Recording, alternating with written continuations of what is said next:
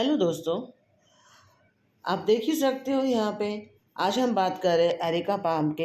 Arena palm जो है वो एक इंडोर प्लांट है और मोस्टली सबके घरों में होता है। वो एक खूबसूरत सा लुक लाता है, आपके घर में पॉजिटिविटी लाता है। छोटा सा प्लांट होता है पर ज़्यादा ग्रीनरी लाता है उसके लीव, बड़े बड़े लीव्स के वजह से। सो एरिना पाम जो है वो एक हेल्दी प्लांट है। और कई बार आपके क्वेरीज आते हैं कि हमारा प्लांट जो है हम नर्सरी से लाए, हेल्दी था, अचानक उसके पत्ते ब्राउन होने लग गए, या फिर कई सालों का प्लांट था, अचानक पता नहीं क्या हुआ, वो उसकी जो स्टेम है वो ब्राउन होने लग गई है और उसके पत्ते गिरने लग गए हैं। तो ये बहुत सारे क्वेरीज आते हैं एरिना पाम के, रेगुलर बेसिस पे मुझे आते हैं। तो मैंने सोचा ये वीडियो बना दूँ जिसमें मैं आपको पूरा गाइड दूंगी कि एरिना पाम की केयर कैसे लेनी चाहिए, क्या करना चाहिए, क्या नहीं करना चाहिए, उसकी पॉटिंग मिक्स कैसी होनी चाहिए, उसको फर्टिलाइज़र को कब देना है और कौन सा देना है, और उसको पेस्टिसाइड कौन सा देना है। वो सारी चीज़ें आज हम इस वीडियो में कवर करिए, तो बने रहिए मेरे साथ एंड तक। एरिना पाम के केयर के लिए अगर आप मेरे गाइडलाइंस को फॉलो करते हो तो आपके प्लांट को कुछ नहीं होगा और हेल्दी होगा। और एरिना पाम का एक स्पेशलिटी ये है कि वो जितना मैच्योर्ड होता है, जितना बड़ा हो जाता है ना, जितना मैच्योरिटी की तरफ जाता है उतना उसका ग्लो बढ़ता रहता है, उसकी ग्रोथ एकदम फ्लरिश होती है, ब्लूमिंग करने लगता है। तो चलिए शुरू करते हैं इस प्लांट को, और बहुत ईजी है, बस आपको कुछ टिप्स को फॉलो करना है। हमेशा की तरह मैं मैजिकल टिप्स दूंगी, बीच में दूंगी या एंड पे दूंगी। ओके, जैसे जैसे वो पार्ट आएगा वैसे वैसे मैं देती रहूँगी। एरिना पाम का जो प्लांट है वो एक्चुअल में इंडोर प्लांट है। अगर आप उसे बाहर रखते हो डायरेक्ट सन में तो उसके जो पत्ते हैं वो जलने लगेंगे। तो उसको आपको विंडो के पास रखना है जहाँ पे इनडायरेक्ट सनलाइट आती हो। शेड में रखोगे तो उसके वापस पत्ते के जो टिप्स हैं वो ब्राउन होने लगेगी। एरिना पाम जो है उसको आपको समर में रेगुलर बेसिस पे क्या बोलते हो, पानी का स्प्रे देना है, जिसके वजह से उसके जो ऊपर के जो लीव्स है वो अच्छे से हेल्दी रहे और फ्रेश रहे, उनको ऑक्सीजन अच्छे से मिल जाए। सेकेंड थिंग, आपको देखना है कि महीने में एक बार उसे नीम केक प्लस कोई ऑर्गेनिक मैन्योर या वर्मी कंपोस्ट आपको देना, महीने में एक ही बार देना है। ओके, और विंटर्स में आपको बिल्कुल कुछ नहीं देना है क्योंकि वो डोमेंसी पीरियड में जाता है। इसके जो भी सैपलिंग्स आते हैं, ओके, मैजिकल टिप ये है कि इसकी जो भी सैपलिंग्स आते हैं वो आपको देखना है कि आप उसको ट्रांसप्लांट करो, ओके, रिपोर्ट करो किसी और पॉट में, ताकि एक ही पेरेंट जो है वो अच्छे से ग्रो हो जाए। बहुत सारे एक साथ रखेंगे तो आपके प्लांट में क्या होगा, न्यूट्रिशन के लिए फाइट होगी वो प्लांट्स में और कोई एक ही बचेगा। उससे अच्छा ये है कि मदर प्लांट को रखो और बाकी के जो है उसके अलग सैपलिंग बनाओ। चाहो तो आप किसी को दे दो या जैसे आपको लगे, बट एक पेरेंट प्लांट में दूसरा सैपलिंग जहाँ तक हो सके मत रखो। ये मैजिकल टिप है आपके पेरेंट प्लांट को हेल्दी ग्रो कराने के लिए। नेक्स्ट बात आती है कि प्लांटर के बारे में।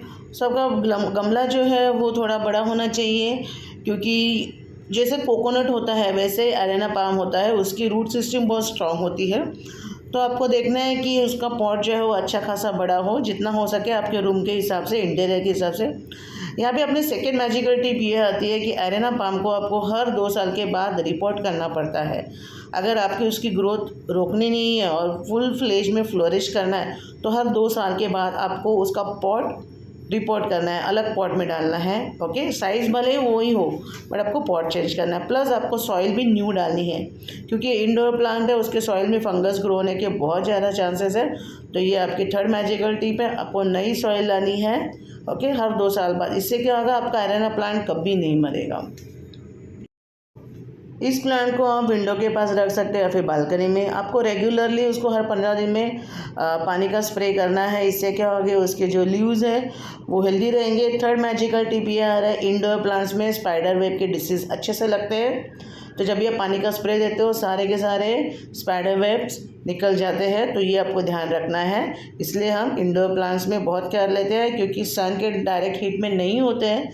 इसके लिए they are prone to diseases, उनको डिसीज़ होने के बहुत जल्दी चांसेस होते हैं। तो पानी के स्प्रे करने से क्या होगा, अगर कोई जर्म्स या पेस्ट उसको अटैच है उस पर है तो वो पानी के साथ, पानी के फ्लो के साथ नीचे गिर जाएंगे।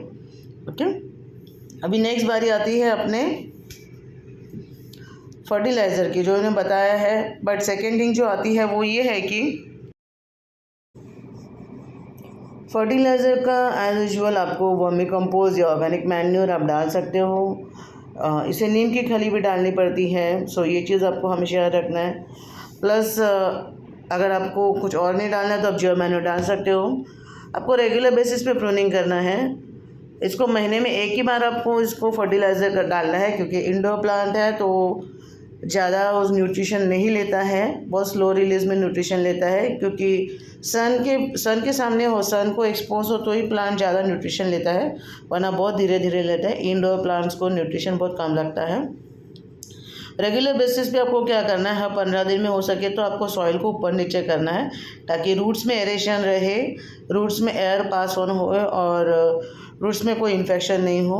पानी और एक मैजिकल टिप, पानी आपको डालना है सॉइल टेस्टिंग करके। आपको हाथ लगा के देखना है, अगर आपके फिंगर्स को पानी लग रहा है तो आपको नहीं डालना है। इसमें और एक मैजिकल टिप ये आती है, मैं रिकमेंड करूँगी कि आप पॉट के नीचे डिश रखो, जब ऊपर की जो सॉइल है वो पूरी तरह से सूख जाए तो आपको प्लेट में क्या डालना है, पानी डालना है, और जितना ज़रूरत है उतना वो पानी एब्जॉर्ब करेगा, बाकी का पानी वैसे ही रखेगा। थोड़ा सा पानी डालना है। आप 15 दिन में एक बार पानी डाल सकते हो या महीने में एक बार पानी डाल सकते हो। बहुत कम पानी पीता है ये प्लांट।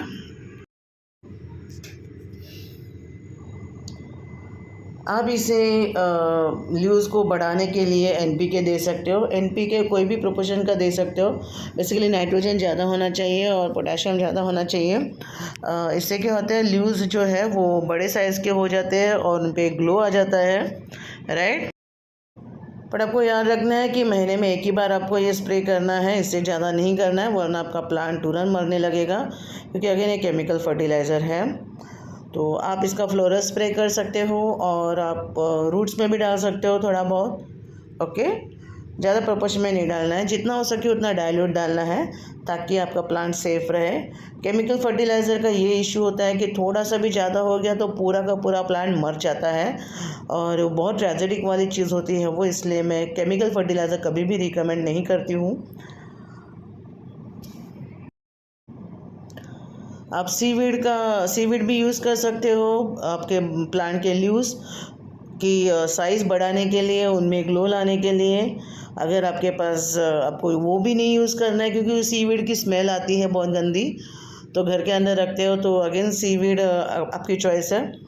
आप जियो मैन्योर यूज़ कर सकते हो, उसका फ्लोरल स्प्रे भी यूज़ कर सकते हो। सेफ़ भी है, no smell nothing, plus safe है, ऑर्गेनिक है, नेचुरल तरीके से बनाया गया है। अगर आपको लगे कि स्पाइडर वेब्स ज़्यादा बन रहे हैं आपके प्लांट में, तो आप नीम ऑयल का और स्लाइडली लिक्विड सोप मिक्स करके आप डाइल्यूट करके इस पे रेगुलर बेसिस पे स्प्रे कर सकते हो। इससे क्या होगा, प्लांट आपका हेल्दी होगा, किसी भी टाइप के पेस्ट इस पे इन्फेक्ट नहीं करेंगे। तो ये थी कुछ टिप्स हमारे एरेना पाम को हेल्दी और वेल्दी बनाने के लिए। आशा करती हूँ ये सारे आपके इश्यूज़ जो है, क्वेरीज़ है, वो रिज़ॉल्व हुए होंगे। फिर भी कुछ है तो आप मुझे मैसेज कर सकते हो, पर्सनली कनेक्ट कर सकते हो। ये एक हेल्दी प्लांट है जो आपको घर में रखना चाहिए, आपको ऑक्सीजन बढ़ाता है रूम में। तो आशा करती हूँ वीडियो अच्छा लगा है तो शेयर कीजिए, and thank you for watching.